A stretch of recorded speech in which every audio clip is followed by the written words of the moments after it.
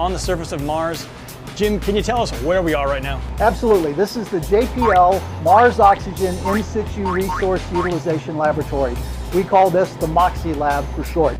The MOXIE instrument is a demonstration mission designed to prove that we can produce pure oxygen on the surface of Mars. If it's successful, NASA may opt to send a dedicated mission to produce oxygen for humans to use in the future.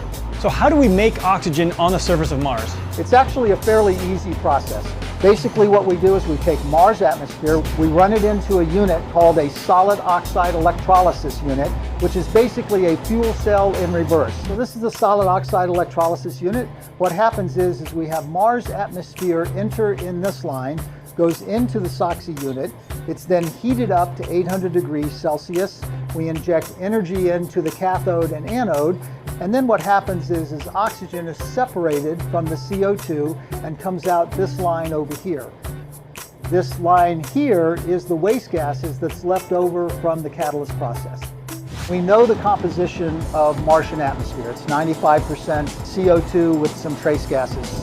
And there are companies here on Earth that will mix that gas for us. We call it Mars mixed gas, and we use it for most of our testing. So the way we test for it is we design an instrumentation system that covers all of the conditions of the instrument. Lower pressures, higher pressures, clogging filters, oxygen purity, all of that stuff. Why don't we just bring the oxygen with us when we go to Mars? It's very difficult to bring something from the surface of the Earth to the surface of Mars, and it costs millions and millions of dollars. So it's much easier and better for us if we try to get that resource from the planet.